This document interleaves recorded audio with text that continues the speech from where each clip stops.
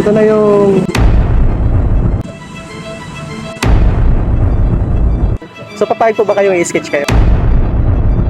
Kasi yung dating para sa akin, drawing ko.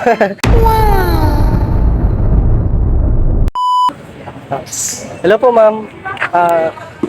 Pwede ko po ba kayong i-drawing? Ako pala si Juno Artist. Kayo po? Ashley Pulido. Ashley. So, nagdodrawing nga pala ako ng mga strangers na nakikita ko. Basta malakas yung dating para sa akin. Drawing ko. Hindi, yun. Nag-on the spot ako ng mga strangers. So, ikaw po yung gusto kong i-sketch ngayon. So, papayag po ba kayong i-sketch kayo? Apo, okay lang. Yun. Sige, hanap po tayo ng, ng pwesto na pwede. Siguro, doon po tayo doon. Okay lang po ba? Sige. Sige. Sarado tayo. Grabing ngitian yan, Pinaupo ko na nga sa pwesto para i-on the spot. Sa part po ng pag-asa. Pag-asa? Uunahan ko na kayo. Dito sa drawing natin ang buhok nito ay nakalugay, hindi ito nakatali. Dahil yun naman ang gusto ng ating model. Okay lang naman, hindi ka naman nailang. Medyo naiiyan. Medyo naiiyak. Normal lang. Mabuti na lang at maaga tayong nag-on the spot dito sa park. Pero parang napapansin ko ay bumibilis akong mag-on the spot. Dahil siguro nasasanay na ako. Ganito sana lahat ng i-on the spot natin na hindi masyadong magalaw. Dahil pag masyadong magalaw ay mas matatagalan tayong gumuhit o matatagalan tayong matapos. Naputol na mata mo. Sabi mo.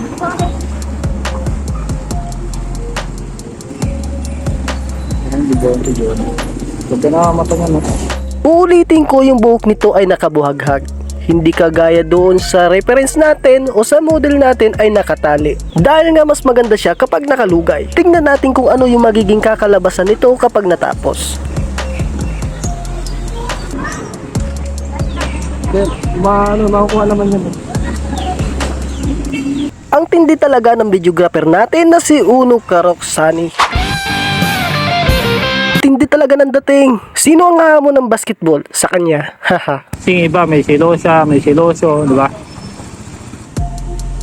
Bakit habang tumatagal ay pahirap ng pahirap yung sitwasyon ko? Yung mga unang mga naging on the spot natin ay nakaupo ako doon kaya relax na relax ako. At yung sumunod naman ay nakabend yung tuhod ko habang nagdodrawing. Napakahirap ng ganong sitwasyon. Haha.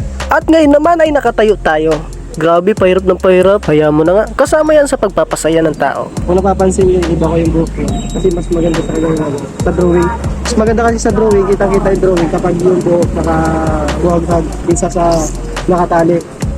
So kaya binuhagag ko yung buhok dito para kitang-kita yung itsura niya dito. Ibig sabihin parang no? Para sa susunod, wag ka na magtali yata daw Di lang yun, joke lang namin Mag-mature siya dito pa yun Pinitik Mukha lang ako pintik mo. Ganda mo tiya. Hindi pa kita nakita sa personal na buwag ang book Ganito yung tsura niya kapag wagag yung buhok. Matabay mo kapag wagag yung buhok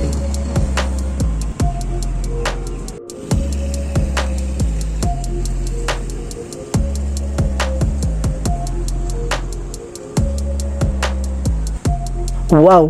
Malapit nang matapos kaya excited nang makita ng model natin yung drawing niya. First time mo na may may Kaya excited din po ako. Halata naman at kitang-kita sa mga mata mo na excited kang maiguhit. Kaya ito, yung drawing natin ay patapos na, may ibibigay na ito sa'yo. Ano kaya ang magiging reaction niya? Dahil excited siya, ano kaya yung magiging reaction niya kapag nakita niya na itong drawing natin? Tatalong ba siya sa tuwa? O hindi niya maintindihan yung magiging expression niya? Kung masaya siya? Well, tignan natin. naman sa kano maganda ayan nga ginawang hanggang natin dito yung yun so ito